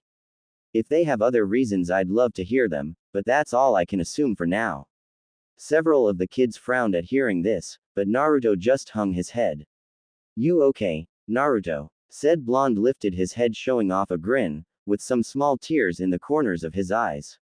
I'm fine Jisen. At least you're here for me. Always will kid. You can count on it. How long we gonna be here? Hinata asked. Not too long. Just long enough for me to check up an old idea of mine and see if we can go ahead with it. Orochimaru told them with a grin, making them all feel better. Later that evening, Orochimaru was seated at an old desk looking over some old papers he brought with him, with some storage scrolls next to him as well. Anko, Kurenai, Isaribi, Kabuto, and Yamato were currently looking around the place to get a better feel for it and make sure there were no unwelcome surprises there, with Kogyoku tagging along in case there were some. Hinata was currently taking a nap with Sengo curled up to be the pillow, resting peacefully. Orochimaru was glad to see that since while the girl had been healing she kept having bad dreams, presumably about what had hurt her in the first place. Naruto was awake and trying to see what Orochimaru was interested in at the moment. Whatcha doing Jisen? Going over something I haven't in a long time. Like what? You probably wouldn't understand. It's boring grown-up stuff. The snake Sanin answered. Then why are you doing it if it's boring? Naruto innocently asked. Boring for you, not me. And hopefully, not the daimyo of this country either. Orochimaru corrected. Why? Let's just say that if he agrees with me, then we'll be secure for years to come. Orochimaru explained as best he could without revealing too much. I can't tell you more than that, sorry. Naruto looked upset but didn't argue, and decided to just pace around until the others returned. Excuse me, Daimyo-sama, but you have some visitors. A guard at the place of the daimyo of Land of Rice Paddies told the ruler as he entered the throne room. Visitors? I'm not expecting anyone. Who are they? The ruler of the country asked. He was tall, thin, with brown hair beginning to gray, and a small beard, wearing a black royal kimono with a pattern for a rice farm sewn onto it. The one adult present claims to be one of the Sannin of Land of Fire. His physical description matches that of the snake summoner, and the fact that he has talking snakes with him adds to that confirmation. The daimyo rubbed his chin in thought. Interesting, a Sannin wishes to see me.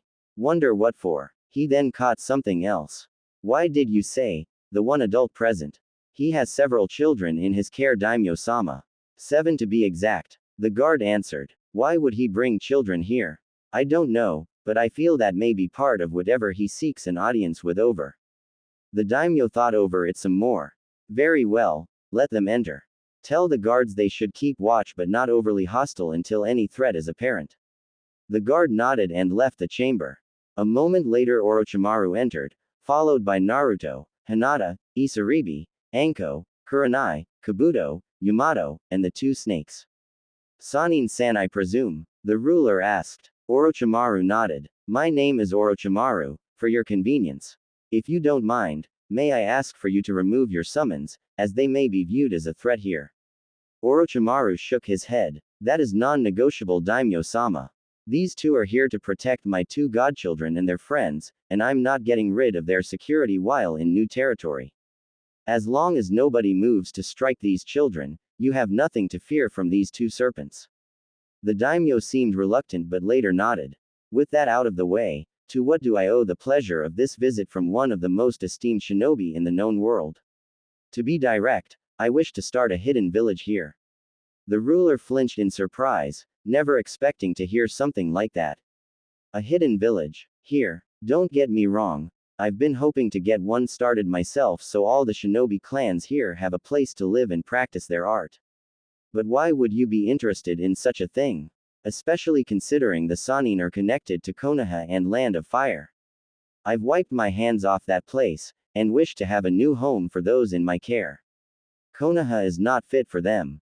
And since I'm more familiar with this country than any other, besides Land of Fire obviously, I could easily call this one my next home. Also, I don't think I could join a hidden village that already exists without alerting Konoha to my presence and thus undoing all my efforts to guard these kids. Orochimaru explained. The daimyo looked confused. You make it sound like Konoha is a threat to these kids. I find that hard to believe. Orochimaru gave a brief look over the kids, who looked up at him, staying silent as they had been told to do. He then turned back to the ruler of the country.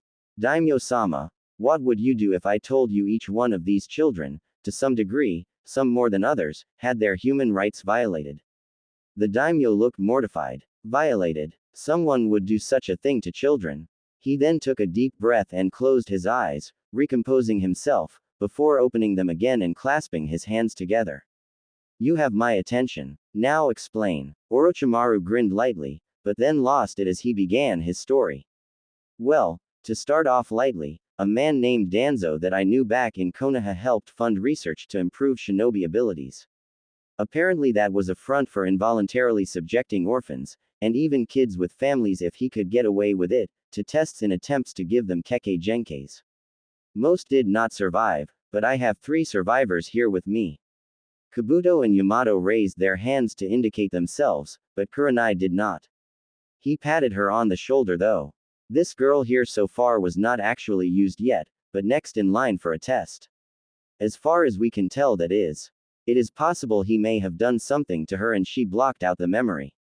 Kurenai looked frightened now. Orochimaru then got behind Isaribi. This girl here was kept captive inside a glass tube in an island lab where a man I once thought of as a respectable colleague did the same thing as Danzo, just more specialized. Making me suspect the 2 were in cahoots. Anyway, he forced a potentially lethal ability onto her, and did the same with all the children here. I wasn't expecting him to do something like that, so I couldn't react quick enough to stop him. Pardon me, Orochimaru-sama. The daimyo interjected. Are you telling me all these children had a kekkei genkei forced onto them? The Sannin nodded. How bad is this kekkei genkei that's gotten you worked up? According to what I've looked over, it's not entirely without benefit, but also not without cost. Once acquired, the victim is in a lot of pain for several days, with the majority of the pain lasting only 4 minutes. After that, it's more like a pulled muscle that won't let you forget it's there. And it sort of enhances one's berserker tendencies when in a tight spot, meaning they may put themselves in unnecessarily risky situations. The daimyo thought it over. Is that the worst of this? Because, forgive me if I'm wrong, this doesn't sound as tragic as you make it out to be. The older kids frowned at hearing this, but Orochimaru held out his arms. Settle down, guys, he doesn't know the whole story yet. He then turned to look at the daimyo again. Well, onto a larger issue before I drop a bombshell. This girl here, indicating Hinata, was kidnapped from her home at night and for some reason village security couldn't stop it. He suspected that was his fault for setting 2 fires that night. I rescued her, and found signs of physical abuse from before the kidnapping took place.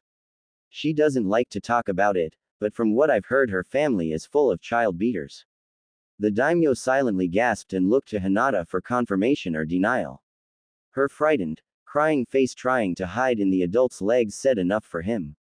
And what else? You indicated something worse. Orochimaru sighed. Here's where Konoha gets bad as a whole, daimyo-sama. You see, legally I only have one godchild, this young girl, indicating Anko, but since this boy's godparents, indicating Naruto, were too busy enjoying themselves to take responsibility for him, I volunteered to watch him until they decided to shape up and take responsibility. For 3 years, this young boy has been picked on by no less than 90% of Konoha. I'd say 80%, but that would be giving them the benefit of the doubt and I can't do that anymore. Sometimes kids get bullied by other kids. That's natural. The daimyo commented. Orochimaru narrowed his eyes. I didn't say he was victimized by just kids. I said the whole city. Adults too. If the daimyo had been holding anything just then, he would have dropped it. Adults? Bullying a 3-year-old? Why? How? For how? They pretty much had an attack on sight mindset regarding him. They wouldn't kill him, probably because I got there in time to stop it. And when I was there, they would treat him like he was Kami's biggest mistake, and sometimes my presence wouldn't deter them. I haven't left him unguarded by myself or one of these snakes in about 2 years because they'll take any chance to make him wish he was never born. There were times I did. Naruto quietly mumbled, but everyone heard it and the hurt in his voice. Hinata and Anko, the closest ones to him, hugged him to make him feel better. Isaribi wanted to, but didn't see any room for her to get a hold of him. Orochimaru stayed silent for a brief moment after that, but then continued. Anyway, the townspeople, mostly civilians but some shinobi too, several deemed honorable by the populace, took every chance they could to make Naruto's life hell. They did the same thing to my first godchild too, just because she's associated with him. And the adults in the village told their children to stay away from both of them or hurt them as much as possible, thinking kids could get away with what the parents couldn't. The daimyo scowled. And what possible explanation could they have for this atrocious behavior? I can't say it in front of the kids as they are not ready to handle that information yet. Orochimaru told him, then turned to the kids. If you all would like to go outside and see the courtyards for a moment you can now. They thanked him and went outside, with Kogyoku and Sengo following. Before Orochimaru could speak up, the daimyo did. On second thought, it doesn't matter. There is no excuse good enough to justify what you've just told me. Daimyo-sama, what I'm about to say is Konoha's deepest secret, one that's illegal to talk about. But since I'm not a Konoha nin anymore, their laws don't apply to me, so I can tell you and the kids when they can handle it. You see, our previous Hokage sealed the rampaging Kyuubi no Kitsune inside the blonde boy, and almost everyone holds him accountable for what the fox did 3 years ago. The daimyo's hands trembled in rage, and then he stood up and called for a messenger. Inform everyone that we will no longer hire Konoha shinobi for any work. If they ask why, tell them I've reason to question their rationality, and say no more on the subject. The messenger nodded and left. So you'll help us? Orochimaru asked. Tell me more about your proposal for a new hidden village. The daimyo said with a grin. In a flat valley in land of rice paddies, construction began on a secret project. Well, that depends on how one defines the word secret. In one way it was no secret at all, as anyone could see the construction taking place if they happened to be in the area. It was simply a new town being built to provide homes for a growing population and maybe provide more farmland too. Nothing out of the ordinary except some defensive walls and guarded passageways in and out of the area, but those were deemed needed to make it more secure until completion. But on the other hand, the reason of the construction, along with half of it, were completely unknown to anyone outside the country, and many inside it too. Yes, providing homes was a big part of why this town was being built. But these were homes for shinobi, and no one not involved would suspect a thing. And that was exactly what the planners wanted. Orochimaru and the daimyo of Land of Rice Paddies stood in front of a completed building looking over everything and their layout designs. The kids were back at the palace being watched over by the snakes and some trustworthy caretakers. So the Sannin was free to be away for the moment. Things are looking good so far, aren't they, Orochimaru-sama? The daimyo asked. He nodded, smiling. Yes, indeed they are. I'm glad I keep that little pet project of mine around now. Back when Orochimaru had been an academy student, one of the assignments had been for all the kids to design a hidden village if they were the ones who made it. His did well, but overall none of the class had the right idea regarding what was essential for a hidden village.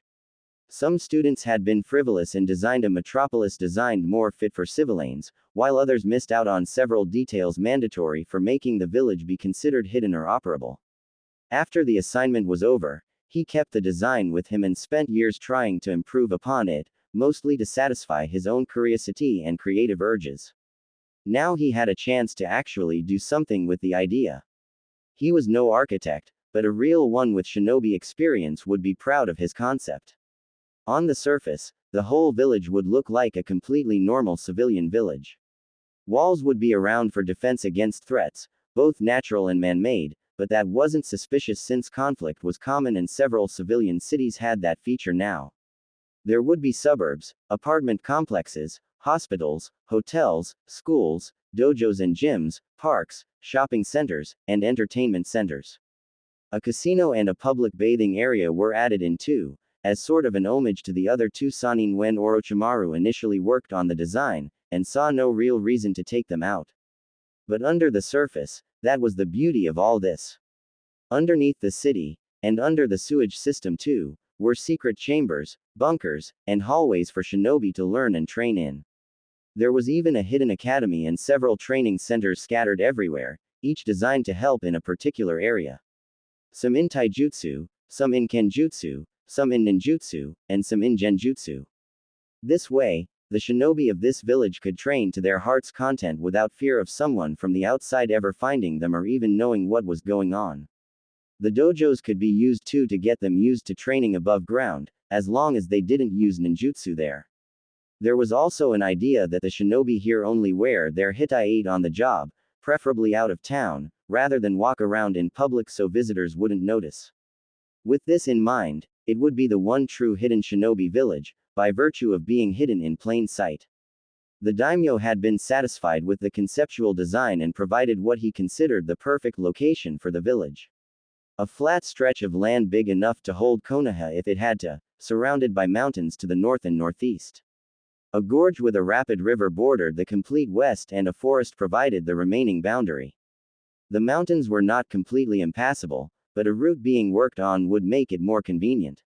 A bridge was being constructed over the gorge and two routes were being paved through the forest. Since the village was not trying to look like a hidden shinobi village, they needed these routes to make it more believable. They were being made in a compass fashion to make them easier to monitor those should something go amiss. Construction might take some time since we aren't letting too many in on this. The daimyo commented. So far the only help they had were from construction companies and shinobi with masonry skills who intended to settle down here when finished. If we could let another village in on this, then maybe things can go faster and we could have a ready ally. Reasonable, but who? And do I really need to say Konoha is not an option? Orochimaru responded. Of course not. I was thinking more along the lines of Taki, Hoshi, or Kusa. The daimyo told him. Orochimaru arched an eyebrow. Them rather than Suna or Kiri or something. Well, the 5 great shinobi villages might have a lot of power backing them, but the lesser ones are more likely to bond with a fellow small village. Allying ourselves with them will make forming alliances with other villages easier too. And they're eager for business since they're often overlooked by clients in favor of the bigger ones. The Sanin nodded. Maybe, but having one of the major villages help might be a good thing. Especially if we need the manpower against Konoha. This time the daimyo arched an eyebrow. Do you intend to go to war with your old home? At the moment, no. However, if they happen to discover my group is here, Naruto-kun and Anko-chan in particular, I'm sure they will cause trouble over it. And I'd rather be prepared for the worst. Suna would be the best option as they're the closest. Iwa a close second, but I'd rather not risk their involvement either if I can help it. Because of young Naruto, am I right? The daimyo asked, having been told about Naruto's heritage to explain his situation better. Yes. Until I'm certain of their overall attitude towards Minato, I can't verify if they would be a threat or not. Most likely they are, since Minato did not die that long ago and one could not ask without raising suspicions they would look into. It might be years before anyone can. Orochimaru stated. Reasonable. The daimyo mused. So shall we stick with Suna and maybe one or two of the smaller villages? Let's see how much we can do on our own first. The Sanin suggested. Besides, the underground network has to be completed first, and it's best if only our forces has a good feel for that area. What we really need are some established clans to settle down here. Maybe some civilians and their kids will be willing to learn to become shinobis, but some existing clans and Kekkei Genkei will give us some credibility when we make ourselves known. Why not go around other places to find people and families that have nowhere to go? Not fugitives that would sell you out, but desperate people with something to prove and willing to settle down somewhere. You know, like you were when you came to me. Orochimaru thought about it, and shrugged. Why not? Orochimaru later made it back to the palace and gathered the kids together. Okay everyone, I'm going to be going on a trip for a bit to try and find us more allies. You all will be staying here, with Kogyoku and Sengo watching over you with Daimyo-sama. Do as they say. Everyone nodded, and he handed Anko something that looked like a paper bomb. Hopefully nothing bad will happen, but just in case something does happen, put some blood on this. That'll summon Manda to protect you guys, but it'll only work once. Do not use it for anything short of an emergency, got it? Anko nodded and pocketed the paper. Good. I'll be back as soon as I can. Stay safe. With that, the snake Sanin left for parts unknown. So what do we do in the meantime? Kabuto asked after the adult who watched over them these past few weeks left. I guess we train. Any better ideas? Anko asked. Are you sure that's a good idea? Kurenai wondered, gingerly touching her curse mark. Ever since they got it, the kids were afraid to train, thinking it would control them if they trained. We've gotta learn to deal with it sooner or later. It's not like they're just gonna vanish with soap and water, Nai-chan. Anko replied. And if anything happens, the rest can stop them, right? Naruto asked. Exactly, Tudo. Anko stated. Rather than keep up the discussion, Yamato just went right to doing push-ups, and Naruto, Hinata, and Isaribi joined in. Anko joined too, and after a moment so did Kabuto and Kurenai. Nothing bad happening so far regarding their marks. And hopefully it would stay that way. Orochimaru had been traveling for 2 days now, not entirely sure just where he should be going. He couldn't go right to an established ninja village and ask if anyone there wanted to move. Clans weren't allowed to do just up and do that for security reasons. And he couldn't go up to bandits and rogues making them offers since their very nature was based more on greed than loyalty. The best idea he had was going to civilian towns and asking if there were any families with shinobi potential that wanted to take the chance to use it. So now here he was, in a random town in Land of Fire, taking a break and having a drink before going out again. Why are so many ideas easier said than done? He asked himself. I've been trying to figure that out myself. Another guy's voice said behind him. Orochimaru immediately recognized it, and slowly turned around to see Jiraiya, along with Tsunade and a brunette he didn't recognize. Oh, hi Dobi. What brings you here? That's my line Tem. Jiraiya told him. Orochimaru, we came to help out. That's what teammates do. Tsunade said gently. A little late don't ya think? He paused to take another gulp. Hey Tsunade, you actually took time off from your eternal binge to see me. I don't know if I should be flattered or worried.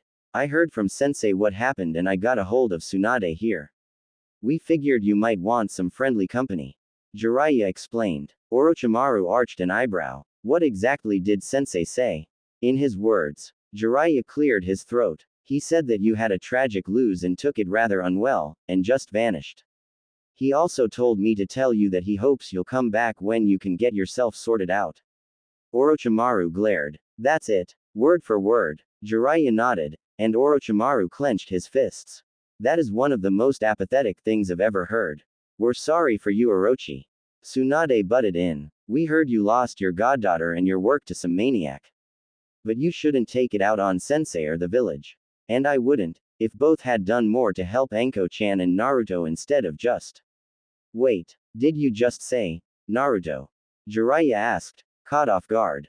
The snake Sannin nodded. Yeah, Minato's son. The kid you two were supposed to watch over but never did. Who did you think was watching over him all this time? The toad and slug Sannins exchanged a worried look before turning back to their teammate. Orochimaru, sensei told me he was killed just after the sealing. Couldn't handle the strain. Orochimaru wanted to puke, and it had nothing to do with the alcohol in his system. He told you Naruto died? Jiraiya nodded. Yeah, and then I told Tsunade. You mean, he didn't? Orochimaru shook his head. Nope, he's still alive. Not that Konoha wants him to be. I faked his and my goddaughter's death so I could get them away from that child-beating shitstain of a village. Tsunade started to cry. My godson is alive. Can I please see him? Orochimaru thought about it. I'll let you two see him, under a few conditions. First, you can't breathe a word of what I'm doing to Sarutobi, period. They nodded without a hint of protest, even Tsunade's assistant. Second, you need to help me find some trustable ninjas and clans to make allies with and are able to move about, so I can protect the kids better. For the record, I learned that the current Mizukage is about to issue a Kekkei Genkei purge of Kiri. More like some kind of genocide if you ask me. Jiraiya said quietly. Orochimaru smirked. Then if we get there first and offer them solace, we can get the people and numbers I need. Good. So let's head out tomorrow for Kiri. But I want to see Naruto. Tsunade protested. You waited 3 years, you can wait another week or so. I'm getting these shinobi first so Naruto won't be such a target anymore. You make it sound like horrible things have happened to him. Tsunade's apprentice commented. The look on the pale Sannin's face disturbed them all. I'll tell you more about that tomorrow. That way none of you will be unable to sleep tonight. So, are you gonna help me or not? The 3 Sannin along with Shizune had reached Land of Water, with no intention of staying there for long. They would get this little task over with, hopefully with good results, and go where they really wanted to be, Land of Rice Paddies and with Naruto. Jiraiya and Tsunade had heard what had happened in their absence and were ashamed of themselves, even though they were not entirely at fault for their absence. Still, that didn't make it any easier on their consciences. When they woke up the morning after a chance reunion with Orochimaru, Jiraiya and Tsunade were all ears about what had happened to Naruto. Shizune was too, even though she never met the boy, just his mother through Tsunade. None of them liked what they heard. Flashback. Okay, Orochimaru, tell us everything you wouldn't last night about Minato's son. Tsunade demanded first thing in the morning. The 3 Sannin were seated in a hotel room at the moment on one of the beds. Well, where to start? Naruto's alive but has been hurt repeatedly his whole life. Since you two weren't there to watch over him, I took your place and just couldn't take it anymore and took him away from there. I faked his death to ensure no one could come after him. Why don't you give us the unsummarized version? Jiraiya asked. I will, but first, you two have some things I want you to tell me too. Orochimaru insisted. You first, Jiraiya. Even if sensei told you Naruto has been dead all these years, why is it in 3 years you didn't stop to visit me in the village? Even to chat. If you had, then you'd see the truth then. What excuse do you have for not doing that? Jiraiya tried to steel himself, but slumped and sighed wearily. I wish I could give you one, but I can't. You know I've never been one for visiting just for pleasantries. I just figured you were content in what you were doing and interrupting you just for a quick hi didn't seem worth it. One question though, if sensei told us Naruto was dead, what has he been telling you about us? Nothing about Tsunade except he couldn't get a response from her, but he said you were prioritizing your work and personally felt Naruto was better off with me anyway. Orochimaru explained. Why would he lie so much? Shizune asked. Orochimaru shook his head slowly. I have no idea. He did several things to help Naruto out, but why would he set us up like this? I just wish I knew. I would have done something about it. Tsunade said quietly, full of regret. There was little you could do that I couldn't, Tsunade, except heal him better. And with how he got hurt, he would have needed it. The snake Sanin mentioned. Tsunade was afraid to ask how bad the damage was, but luckily she didn't have to. He's been burned, stabbed, cut, hit with rocks, punched, kicked, almost drowned or thrown off buildings. All more than once, and all within the first 3 years of his life. Tsunade teared up and buried her head in her knees. I've ever heard of anything so monstrous in my life, and I'm a veteran shinobi. That's it. I'm officially and completely severing all ties to Konoha from here on out. I'm going to confront Sensei about this and most likely do the same thing. Jiraiya added forcefully. Inspiration struck Orochimaru just then. Actually, Jiraiya, I've got an idea for you. Utsi, I'm working on a certain project to help my kids and could probably use Tsunade to check over them regularly. You can too, but maybe you could also play a part for our sensei. Let me guess, you want me to be a double agent? Jiraiya stated. Exactly. The snake Sanin answered. Whatever info you give sensei, you give us too. And this way, we can find out if Konoha's doing anything suspicious.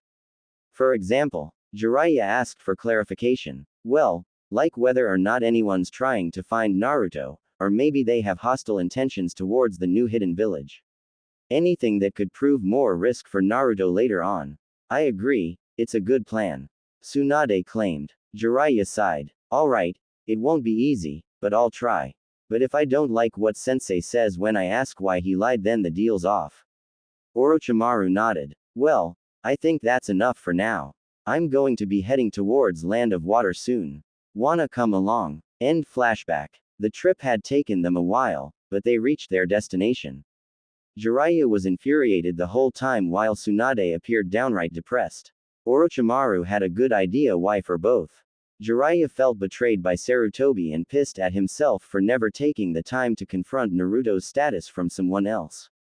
Even if he did trust the old man, he probably should have confirmed this info with another. So much more could have been done on Naruto's behalf if Jiraiya had known he was alive. And as for Tsunade, she felt like a failure to Minato and Kushina since she hadn't even tried to do anything after Jiraiya came to her with grim news 3 years ago. She had gone to great lengths to care for Dan's niece Shizune, but hadn't gone to be with Kushina when the due date was near and thus could have helped him as planned. Tsunade felt just plain horrible over that. Finding their way to Kiri wasn't too hard for them, mostly because they had been there before for their own Chunin exams years ago. Not to mention the fog was a dead giveaway they were heading in the right direction. When they got to the edges of the village, they hid in some trees rather than just enter. Shizune was currently hiding in a small den in the ground they could get back to later. Jiraiya summoned 2 small toads. You two check out the area. Let me know if you spot anything hinting to killing a lot of the residents. The toads departed and entered the misty village. You sure it'll be that obvious? Tsunade asked. You can't have whole clans be slaughtered and keep it a secret. Jiraiya commented. They waited for a while, but not as long as they initially expected when the toads came back. We saw a ton of people tied to posts being kept in some sort of prison yard, as if they were going to be executed. Most of them looked unconscious and none smelled dead, but we couldn't get close enough to confirm that with the guards around there. Jiraiya shared a look with his teammates. Not very discreet. I know this village has taken a turn towards being more vicious lately, but I figured they wouldn't make a spectacle out of something like this. Well, let's go see them ourselves and make them an offer. Orochimaru suggested. There are guards posted just so you know, so it won't be that simple. The toad told them. We've got our ways. Orochimaru commented with a grin. When the Sannin snuck towards the wall surrounding the prison yard, Tsunade summoned 2 slugs and had them approach the nearest guards. Once the guards saw the gastropods, they spewed some non-lethal toxins at them, knocking them unconscious for about 2 hours. Tsunade and her slugs repeated this one more time on another pair of guards to make their entry less noticeable. Once they felt confident, the three shinobi sneaked inside. There they saw numerous people of various ages and genders tied up like they were going to be crucified. Some of them even had blindfolds on, implying they had dujutsus. There were even a few children and at least one pregnant woman tied up here, showing that the current Mizukage was completely apathetic to them all. None of them looked dead, but few of them even looked conscious now. Dear Kami, Tsunade gasped. Why are they doing such a thing? For some reason, the Mizukage began spreading anti-Kekkei Genkai propaganda here, claiming it's a crime of nature and a sign of demonic heritage. Considering I once heard that Kekkei Genkais originated from Jinchurikis, I could understand that, but they've gone so far as to make it a witch hunt here. Personally, I believe that the Mizukage is intimidated by them all. Jiraiya quietly thought out loud. Well, I don't care about that. Let's see if they're willing to hear us out. Orochimaru stated. He then carefully and quietly approached one of the conscious prisoners, followed by his teammates. Who are you? What do you want? The prisoner quietly asked, more out of fear than anything else. This one was a man with a white shirt, a navy blue hakama, and no footwear on. His hair was blue tinted black and cut really short. I'm here to make all you an offer. Take it and you'll live like you always have been, refuse and you'll stay here. Orochimaru answered. What are you, a devil? Like I really have an option when it comes to that. Just what's in it for you? I'm creating a new hidden village, and hoping to find some people to live in it with skills to offer. I'm sure at least some people here would rather live there than die here. The snake Sanin told him. Wait, did you just say you could save us? A woman with long brown hair who looked like she was playing dead suddenly spoke up. The Sanin nodded. Please, take me and my daughter out of here. I don't want to die. A few other voices rose and announced their desires to flee, all keeping quiet to avoid unwanted attraction from the guards. Okay, we'll cut you all down from these posts. Those that want to escape with us get behind us, and those that would rather stay here can. Fair enough, Jiraiya asked. There were no objections. With the help of some shadow clones, the Sanin were able to untie everyone in the prison yard. Apparently none of the captives decided it was better to remain in Kiri and risk delaying execution, so all 214 prisoners unanimously decided to become citizens of the newest shinobi village in the land of rice paddies. Far away enough to ensure their safety from Kiri's influence, and enough people to make the new village have a good start. Before the Sanin and the prisoners could escape the prison yard, some of the guards spotted them. 3 guards with Kiri Kataya Atesh stood at the gate brandishing swords. What the hell is going on here? One of them shouted. The first prisoner the Sanin spoke to rushed over to these guards and activated his Kekkei Genkai. Apparently he had one that made his skin become like armor and he had some pent-up rage to release now. Covered entirely in his armor, he punched each one of them and broke their swords as they tried to strike him. His punches were like being hit with a hammer, making all 3 guards collapse. When done, he turned to face everyone else. We gotta hurry. No time to be sneaky about it. So let's just scram. With that, everyone ran out of there like a frightened herd of wildebeests. Tsunade made sure to grab Shizune before they left her behind. More guards were alerted and tried to stop them, but those with active battle-ready Kekkei Genkais fought back mercilessly. Orochimaru had many snakes the size of giant anacondas defend them too. Tsunade had some slugs spray various venoms at their antagonizers, and Jiraiya had some small toads spit out oil to make pursuit difficult and to burn anyone unlucky enough to get covered in it. Oddly, at least one of the guards actually helped them out by showing them the best way out of the village. He was tall with a bandaged face and gray camouflage pants on, and he wielded a large black sword single-handedly. He was apparently one of the assigned shinobi who disagreed with the Mizukage's orders and didn't want to stay under his authority anymore. He was also probably one of the few who would join them that didn't actually have a Kekkei Genkai, but not the only one. A few normal people joined the escape too, fearing the Mizukage would target them later on for some reason. By the stroke of midnight, the 3 Sanin and over 200 people formerly of Kirigakure had reached the shore and got onto several ships already arranged for them to leave in. Before they could be pursued any further, Orochimaru had some sea snakes take care of anyone who might try to follow them to the mainland. As a result, they reached land of rice paddies undisturbed within 4 weeks. Once Jiraiya and Tsunade reached the palace of the Emperor of Land of Rice Paddies, they both had only one thought cross their minds. Where is Naruto? Orochimaru could tell this and felt he should just let them, but since Naruto was bound to be watched over by one of the two snakes, they couldn't just go up to him. So he had to let Sango, and maybe Kogyoku too, know about this before he told the daimyo anything.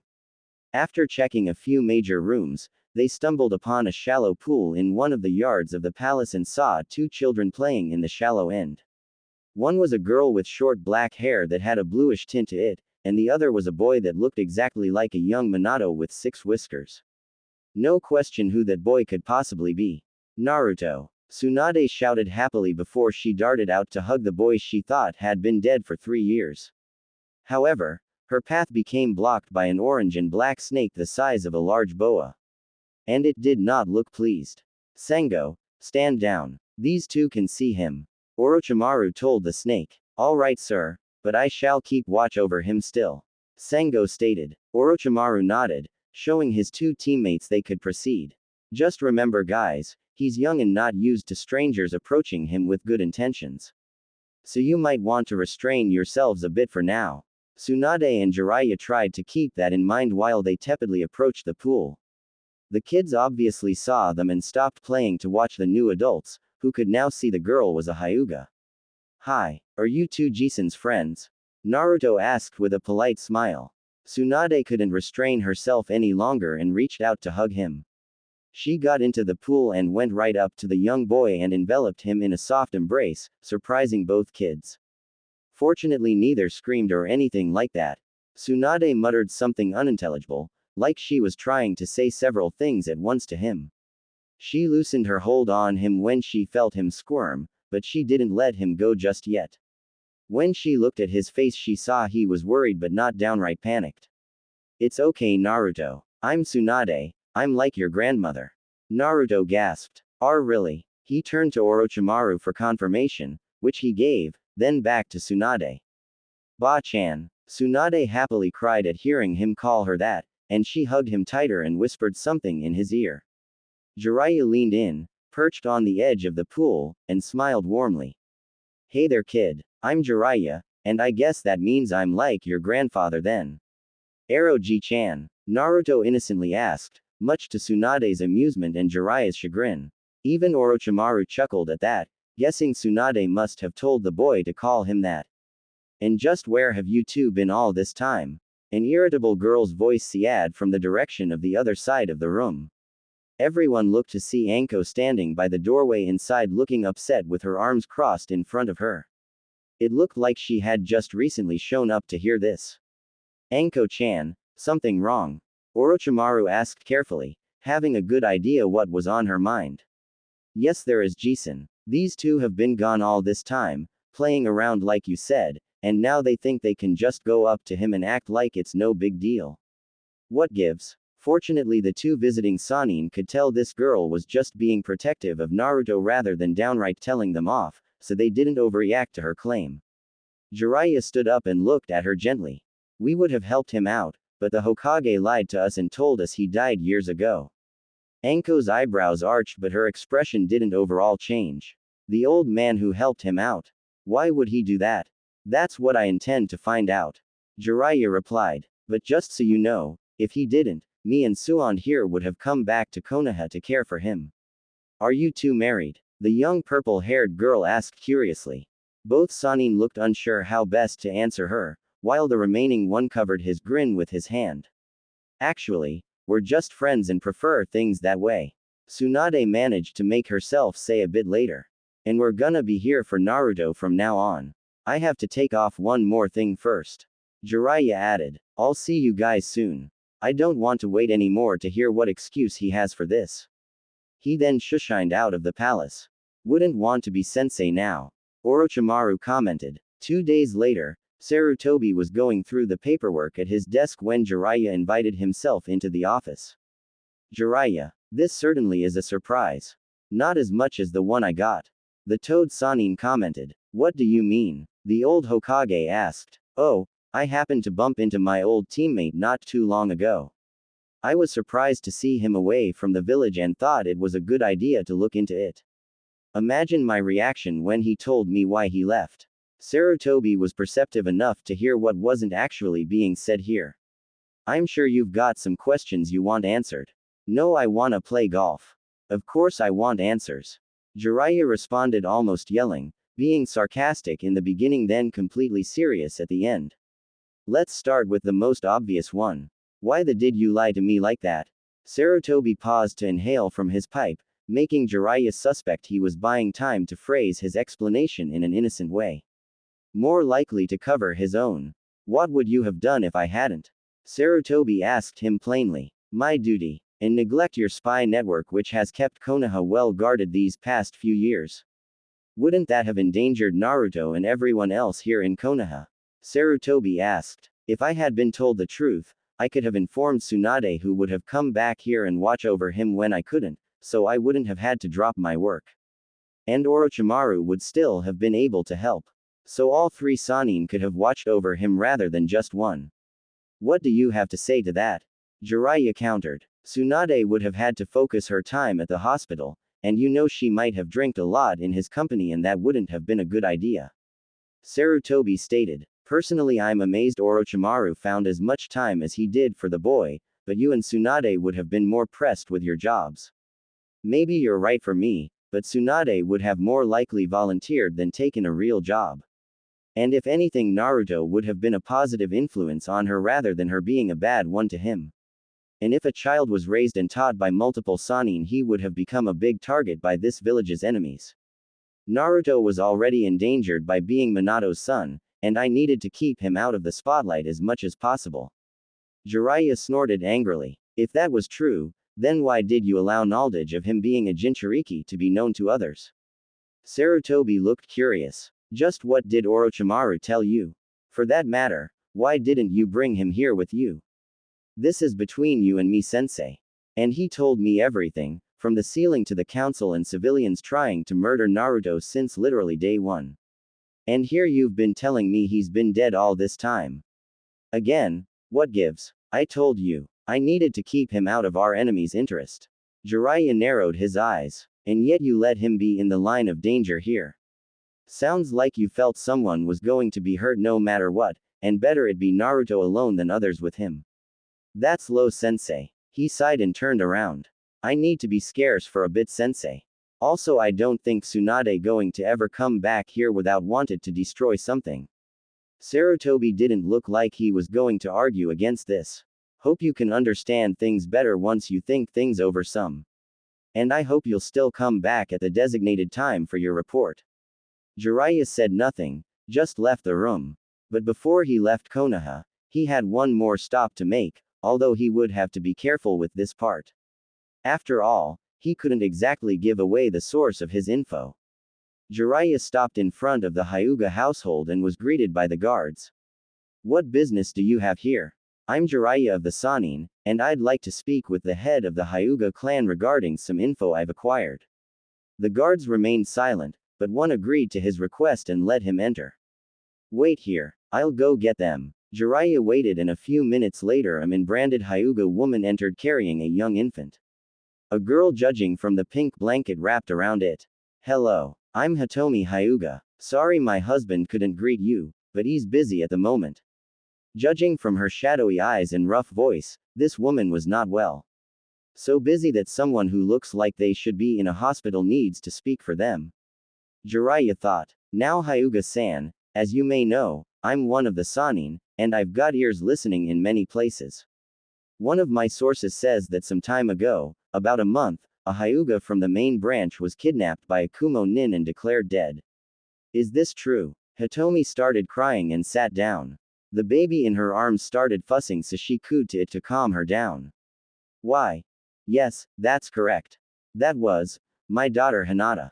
Orochimaru told me he saved her, but the girl said this family was full of child beaters. She said her mother was nice, but dead. She must have been wrong about that part, but is she on the other? This was the main reason Jiraiya wanted to see the Hyugas while he was in Konoha. Ma'am, that same source told me some rather unpleasant news. They said they saw the body, and before they destroyed it per ninja orders, they saw signs of abuse before the kidnap. Implying that someone here hurt her physically, maybe more than once. Hitomi wanted to throw up at hearing this. Duh. That can't be.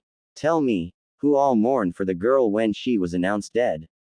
Jiraiya asked. We all held a small ceremony for my daughter. Hitomi almost yelled, outraged he would ask something like that. How many actually shedded tears? Jiraiya asked. I don't remember. Hitomi answered, recalling many had dry eyes. Maybe even Hiashi did too, but she refused to believe that. I'm sorry if this bothers you, but I've got a reliable story that says this clan has child beaters in it. Jiraiya told her. Hitomi glared, then coughed before she could retort. And just what source is this? Jiraiya stood up and led her into a nearby washroom. He was sure no one would bother using the Byakugan to peek into an occupied room with a toilet in it, but he did activate a silencing jutsu. My source is the one watching over the victim herself. Hitomi gasped. Are you saying? He nodded. Yes, your daughter is still alive. She was saved by my teammate who has been watching her since. He won't bring her back since she says everyone here but her mother was mean to her. So I can't bring her here. She looked ready to cry a waterfall's worth of tears. But if you're up to it, I can take you to her. Problem is I can't promise you can just come back here. Or if you even should, considering you don't seem so fit now. I haven't been so good since my second birth. I had to be kept away for a few weeks, and at one point the doctors thought I already died. Hitomi explained. I can see why a 3-year-old girl would conclude her mother was already dead then. The Toad Sanin thought to himself.